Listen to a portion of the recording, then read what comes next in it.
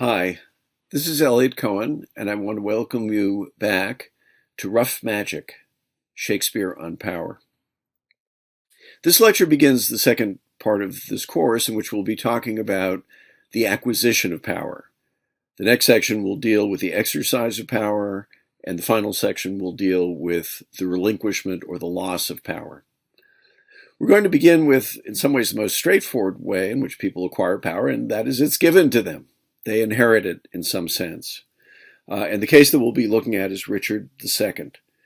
Now, Richard II is a legitimate king. He has a set of very strong uncles. He's portrayed in the play as a very, very young man, which is probably not entirely accurate. The play opens with a duel that's about to take place between his first cousin, Henry Bolingbroke, and Thomas Mowbray, another gentleman at the court. Richard stops the duel and then exiles both of them in a somewhat whimsical way.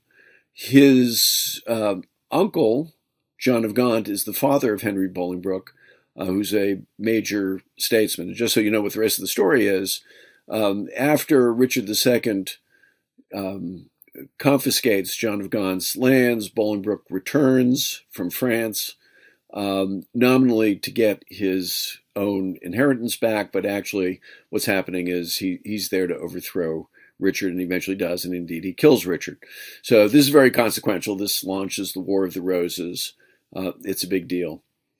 Now, you might say, well, people don't really inherit power the way that's portrayed in the play, where because you're the son of the king, you get to be king. Maybe not, but I think we all know in any organization there are people who've risen to the top, and it may not be by their own efforts. It may be because of somebody they knew, or because of seniority, or because there was nobody else to be put in place. And what Shakespeare has to teach us here is about what's the result when that kind of thing happens, and the person who has acquired power really has no judgment. And in this case, it's Richard II, who is a brilliant man, who is extremely gifted in the use of the English language, who's very clever, and in some ways quite insightful. The scene that we'll be looking at, his uncle, John of Gaunt, is on his deathbed. And on his deathbed, he's delivering an indictment, in a way, of Richard. Now, we don't have time to actually go through this Gaunt's speech in detail. The one thing I would point out to you is that he's offering a number of criticisms of Richard as king. They are not personal, that it's not about his resentment of the exile of his son, but they are substantive criticisms of him as a king. And I think each of the metaphors of rash, fierce blazes, in other words, fire, or showers and storms, or the insatiate cormorant, that's a bird of prey, they actually all suggest different criticisms of Richard as king. John of Gaunt then launches onto one of the most famous of all Shakespearean speeches, probably the most powerful of all his patriotic speeches, this royal throne of kings, culminating in the wonderful line, "This blessed plot, this earth, this realm, this England." And the speech goes on to say that England's in pretty sad shape because of the things that have happened to it. And he says, "This England that was wont to conquer others hath made a shameful conquest of itself." Not criticizing Richard by name, interestingly. Richard now shows up. And he begins with this somewhat absurd byplay with John of Gaunt, in which John of Gaunt describes himself, and Richard II describes him as looking gaunt. So there's a play on his last name, that he's looking haggard, hence gaunt, and so on. And so there's this banter back and forth, and then John of Gaunt presumes to criticize Richard and offer him some advice from his deathbed. Well, Richard responds very badly to that, beginning by calling him a lunatic, lean-witted fool. So lean-witted, it basically means foolish, but it's also, again, a play on Gaunt, So it's the same idea: gaunt, haggard, lean-witted. And what's interesting here is what is it that's making Richard so angry? It's the insult to himself, and it's not an injury. It's that his cheek has been made pale because of what John of Gaunt has to say. And he says, by golly, if you weren't my uncle, I'd have your head cut off for this, which is clearly an overreaction. So there's no respect to this man who's dying. It's all about him. One of the things that's striking to me is Richard II is not in the room when Gaunt gives his great patriotic speech. And I think the reason is he would have had no idea what to do with it. And for sure, he never would have delivered it. Because for Richard, it's all about Richard. It's all about his own power. And I think that's quite characteristic of people who have inherited power. Well, John of Gaunt dies. And this is Richard's reaction. So much for that. The short, brutal sentence which Shakespeare periodically gives us. And then he confiscates all of Gaunt's properties. That gives Bolingbroke the excuse to come back. And he eventually seizes the throne. Now, when things are going well for Richard, he's intolerably arrogant. When things go badly for him, he begins to fall apart. So here, what he's saying is, you can't depose me, not because I'm actually a capable king, not because there are people who will prevent you from doing that. It's because not all the water in the rough rude sea can wash the balm off from an anointed king. And then, it gets crazier than that. God for his Richard hath in heavenly pay a glorious angel.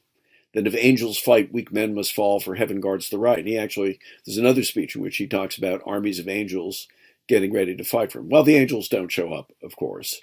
But here again, it is striking that all he's got is his authority. He has nothing else to fall back on. And of course, when those things fall apart, well, what then happens is he is lost. And it's not just that he loses the crown and ultimately his life. He doesn't even know who he is. This is from the extraordinary speech that he gives in Pomfret Castle, where he's been imprisoned and where he will be murdered. And he's basically talking to himself. Thus play I in one person many people, and none contented.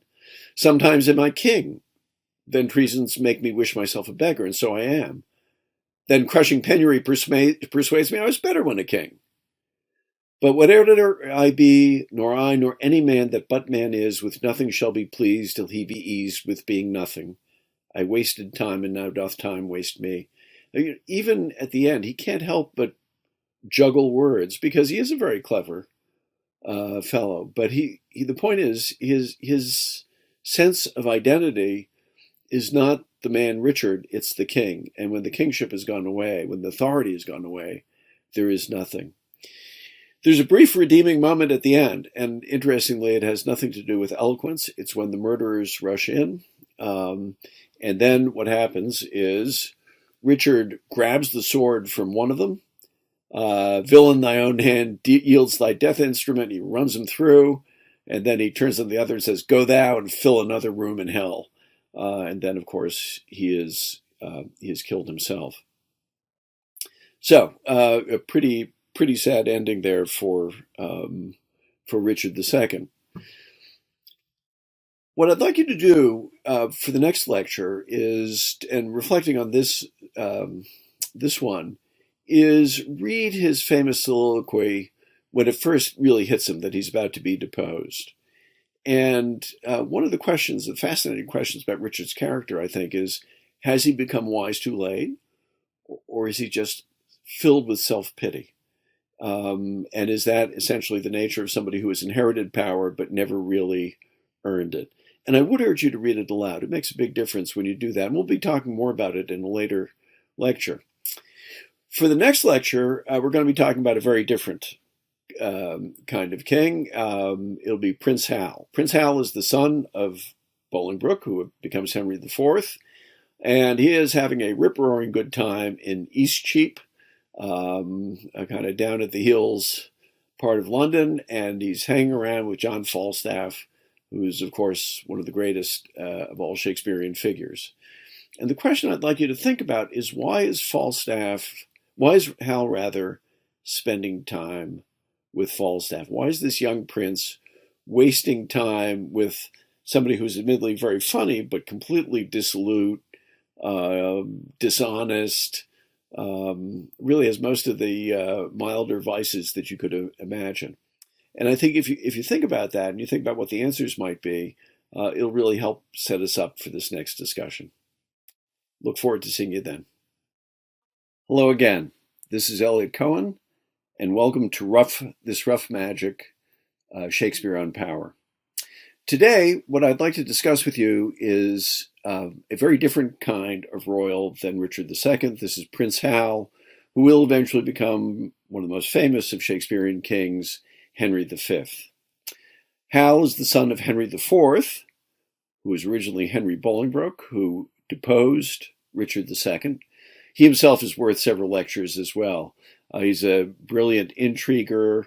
He knows how to keep his counsel. He's really a Machiavellian prince in many ways. He's very cunning. He's not particularly lovable, however.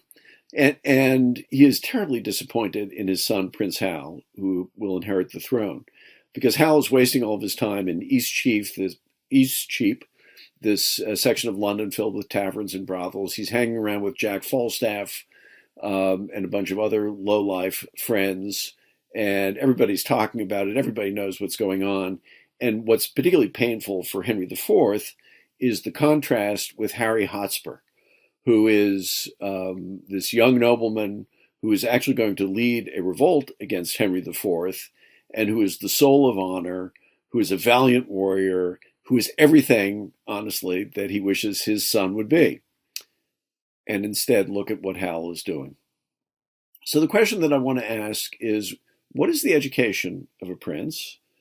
Is Hal deliberately acquiring for himself a certain kind of education precisely by hanging around with the likes of Jack Falstaff? Now, there are a lot of wonderful scenes in this play, but one of the most amusing is where Hal and Falstaff, who delight in coming up with the most wonderfully inventive insults directed at each other, stage a mock play in which Falstaff plays Hal, and Hal plays his father. And Hal, playing his father, says, "You really need to get rid of this guy, Falstaff." And Falstaff gives this long speech in which he's basically making these excuses. And it culminates in that wonderful line, "But for sweet Jack Falstaff, kind Jack Falstaff, true Jack Falstaff, valiant Jack Falstaff, and therefore more valiant being as he is old Jack Falstaff, banish not him thy Harry's company, banish plump Jack, and banish all the world." And that last line is really a beautiful line, because I think anybody who sees the play thinks, yeah, in a certain way you banish Jack Falstaff, rogue that he is, and the world is a much less bright and enjoyable place. And that's true. Now, one of the things that's most striking about this scene is what Hal says at the very end. And once again, this is one of those really brief sentences that says it all. "I do. I will." For just a fraction of a moment, we get a sense of that cold core, which you'll see, I believe, is really at the heart of who Hal, Henry V, really is. That this has been done for show. It's not being done for play, but there's a serious purpose in mind. And we see that, in fact, in a speech that Hal gives. It's a soliloquy. "I know you all, and will a while uphold the unyoked humor of your idleness. Yet herein will I imitate the sun, who doth permit the base contagious clouds to smother up his beauty from the world, that when he please again to be himself, being wanted, he may be more wondered at. So when this loose behavior I throw off and pay the debt I never promised, by how much better than my word I am, by so much shall I falsify men's hopes.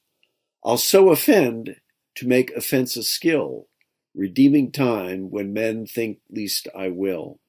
This is at the very beginning of the play.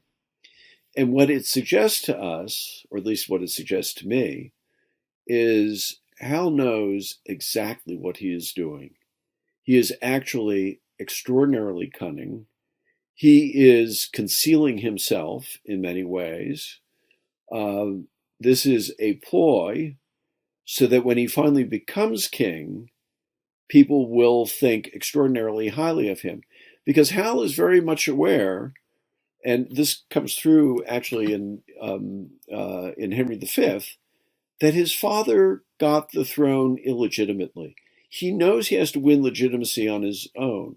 One of the ways in which he will win it is by showing that he's actually a magnificent king who you never would have expected to be that.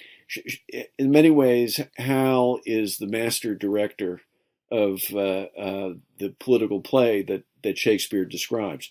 He is going to orchestrate all of this. And we see furthermore that one of the reasons why he's doing it is not just to fool people, but because of something else. By spending all that time in Eastcheap, by hanging around with the likes of Falstaff and Bardolph and Poins and the others, he knows what average people are like. Henry IV never really has that. Henry IV could not deliver the famous St. Crispin's Day speech, "We few, we happy few, we band of brothers. For he today that sheds his blood with me shall be my brother. Be he ne'er so vile, this day shall gentle his condition." And the speech goes on. We'll be talking about it actually in a later lecture. It's a brilliant speech. It is not the speech that Henry IV could ever have delivered, because nobody would ever think that Henry IV would look at one of his soldiers and says, "You're my brother." How Henry can say that and he can be believed. Now, it's pretty doubtful that actually Henry V really thinks of any of his soldiers as his brothers, but he sure can fake it really, really well. At least, again, that's how it seems to me. Still, though, so he needs Falstaff, and he learns from Falstaff. Falstaff is, in a certain sense, his teacher. But then there's a point where he needs to get rid of Falstaff. And we see why in a later scene in the play, on the eve of a great battle, where there's a lot of daring do being done on the battlefield, and then there's Falstaff. And Falstaff is doing his best to stay out of the fight. He feigns dead, playing dead. And why? Well, Falstaff has a pretty unromantic view of honor. Can honor set to a leg? No. Or an arm? No. Or take away the grief of a wound? No. What is honor? A word. What is that honor? Air. A trim reckoning. Who hath it? He that died a Wednesday. Does he feel it? No. Doth he heart it? No. So Falstaff has every man's view of these things. That's one of the reasons why we find him such an attractive figure. He touches some part of all of us and says, this is just all nonsense. But you can't be a king and believe that, or let other people think that you believe that. And so he has to break with him. And there's a heartbreaking scene at the end of Henry IV, Part 2, when Hal has finally become King Henry. And Falstaff approaches him, hoping that he can finally cash in on his friendship with Prince Hal, now that Hal is the king, and ask him for a favor. And you get what I believe is really the cruelest line in Shakespeare, where Henry V looks at Falstaff and he says, "I know thee not, old man." I've always thought those are the words that would most terrify an old teacher. When one of your students comes in and you have something to say to them, they look at you and say, "I know thee not, old man." And it's done publicly too. This is not a private break. And it has to be done that way. And so there is in Henry V a very deliberate education that he has created for himself, which actually stands him in good stead, as we will see as King Henry V. What I'd like you to do in thinking about this lecture is actually there's a somewhat similar kind of speech that Henry IV gives in Henry IV Part 1, where he describes how he got the throne, also by dissembling, but it's a very different kind of dissembling, by hiding things, by pretending to be certain things that he wasn't. But look at how different it is from the approach that his son took. You'll find it very interesting. The thing I'd like you to do to get ready for our next session, where I'm going to actually be talking more about technique, is to go look at some performances of, for God's sake, let's sit upon the ground and tell sad stories of the death of kings. And if you go to YouTube and you look up either the URL or that title that I've given you, you will see very, very different renditions of that speech. And it'd be useful to you if you thought about those before our next lecture. Hi, this is Elliot Cohen again. Welcome again to Rough Magic, Shakespeare on Power. With this lecture, what I would like to do is dip once again into the issue of technique and talk a bit about how actors and directors can interpret Shakespeare and how that can enrich our understanding of some of the themes that we're discussing in this course. Now, I should say at the outset that, of course, there are many different ways into Shakespeare. One of the more durable disagreements about how we approach Shakespeare is that between people who really view Shakespeare as literature to be read and processed that way and carefully and sometimes quite minutely examined, and those who really think of it, no, it's first and foremost as theater. I mean, there are other views too, that this is all poetry and you should just approach it as poetry, not as studies of character, for example, is the way we're doing it here. But for sure, there is a big difference between thinking of this as a piece of literature to dissect and pull apart and examine, and as something that was actually performed. And what I would like to show you in this lecture is that if you think about Shakespeare in performance, you can actually gain additional insights, and it can enrich your own reading of it, because you can either read it as literature, or you can imagine what it would be like if you were actually the director staging the play, or who knows, maybe even an actor yourself. Let's start a little bit with where Shakespeare performed and what kind of stages these plays were written for. So this is the American Shakespeare Center in Staunton, Virginia. This is a replica of the so-called Blackfriars, which was the indoor theater that Shakespeare's company performed in. You'll notice a couple of things. There is no curtain, no proscenium, as they call it, which is that fourth wall between the actors and the audience. Here you see it's a pretty plain stage. There are two floors. There are a couple of doors on the first floor and a kind of a main area that people come in and out of. And then there's a balcony with, again, several doors in it, either natural light or candlelight. But you see it's very different from a modern stage. Second stage is the Globe Theatre, which has recently been recreated in London. And you'll see it is very much like the Blackfriars. Again, there's no curtain. It is really surrounded on three sides. There's really two stories here, and it's pretty straightforward. Now, what did all this mean? Well, this meant that Shakespeare's actors were focused on the word, and they were focused on the action. They were not supported by scenery. Their costumes were quite gorgeous because they were usually the secondhand cast-offs of aristocratic sponsors and benefactors. They had relatively few props. They might have tables and chairs and cups and, of course, swords and things of that kind, but not the elaborate props and certainly not the elaborate stage effects that we now think of as being characteristic of performances, although there might have been music and fake thunder and things of that kind. The actors themselves didn't really have a director who would guide them. Frequently, it would be the author who would walk you through it. And of course, Shakespeare was part, as we've pointed out, of a major company, the Lord Chamberlain's Men, and he was writing plays for them, so he probably helped walk people through it.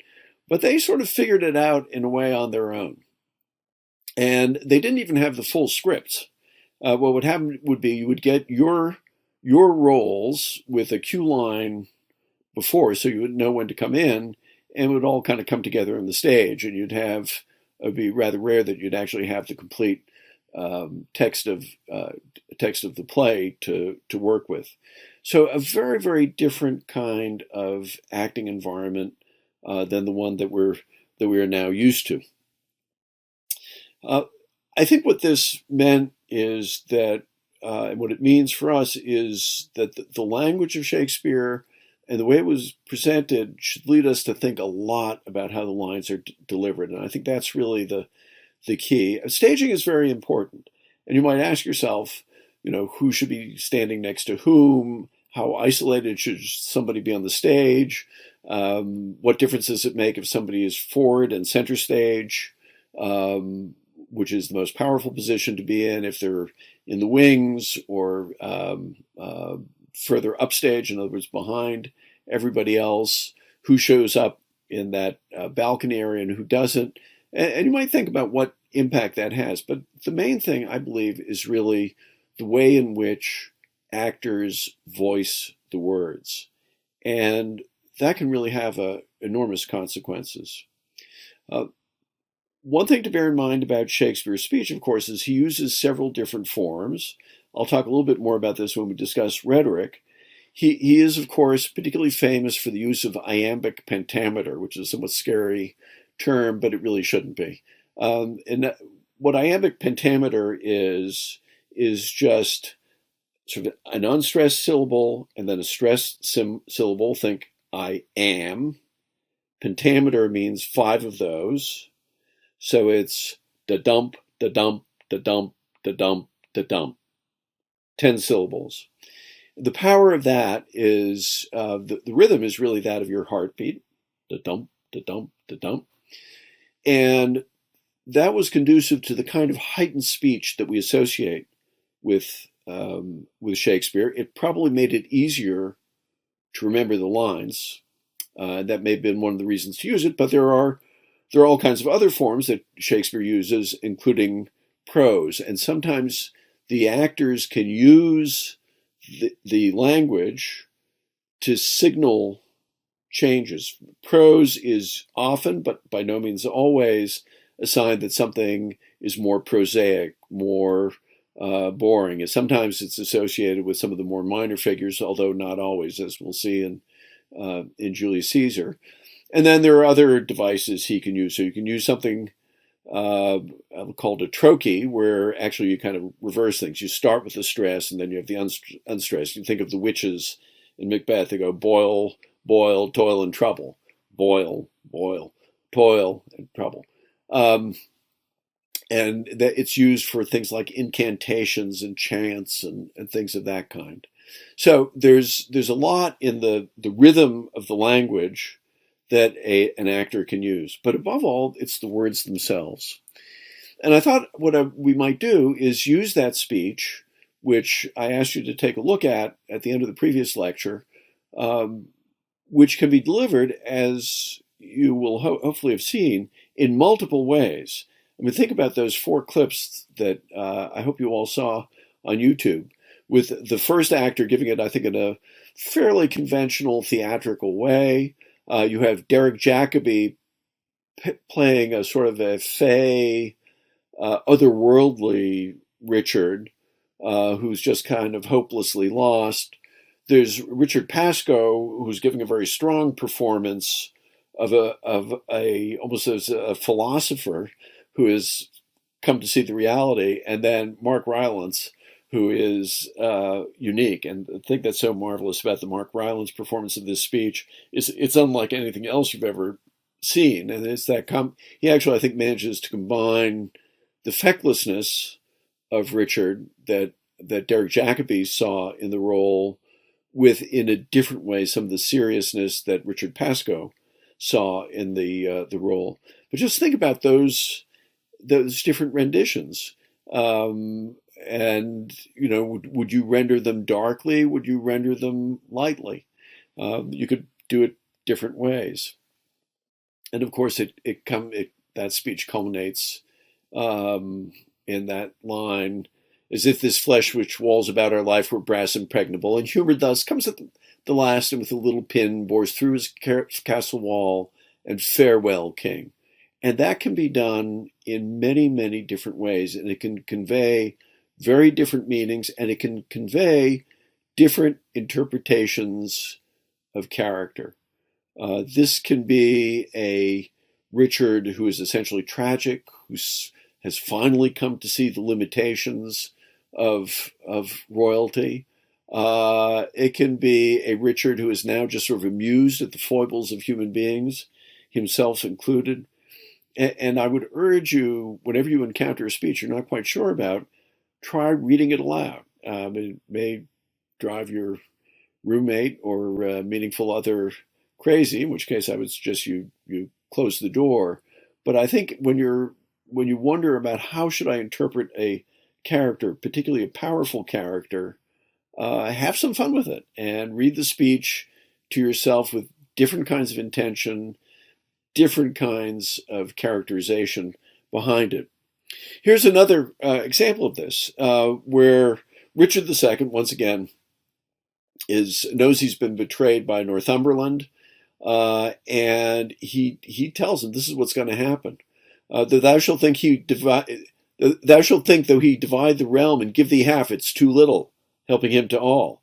He shall think that thou, which knowest the way to plant unrightful kings, wilt now again, being ne'er so little urged in another way, to pluck him headlong from the usurped crown.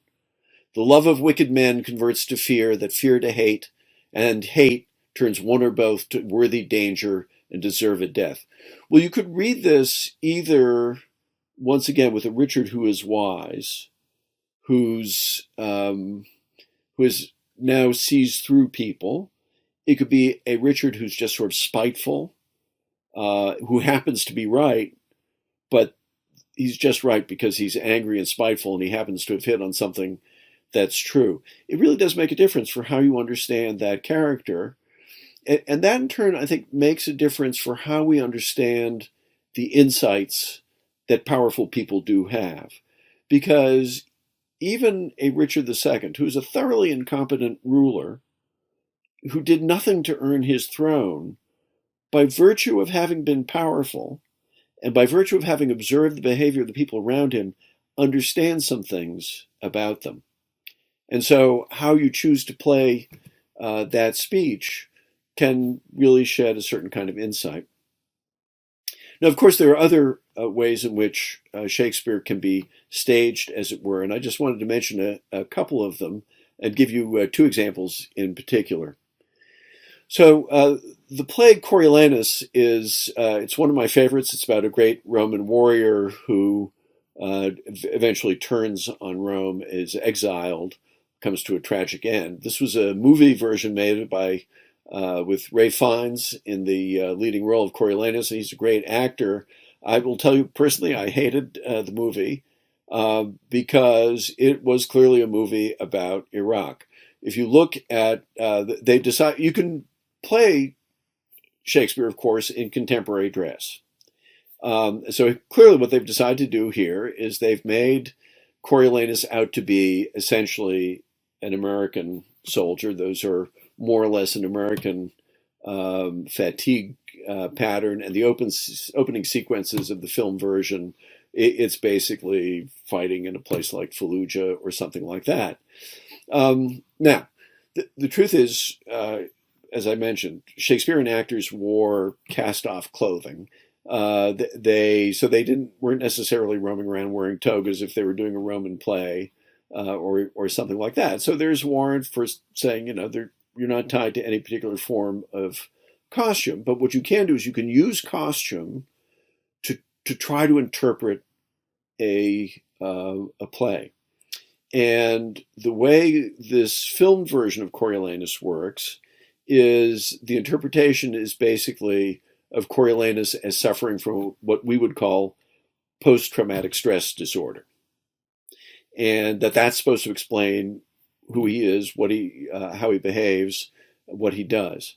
It strikes me as a completely unconvincing interpretation of Coriolanus, I have to say, but it is suggestive of how you can take exactly the same words and by staging it in a certain way, putting people in different period costume, you can interpret character and therefore offer a larger interpretation about its meaning for the theme of this course, which is power, in this case military, and to some extent political power.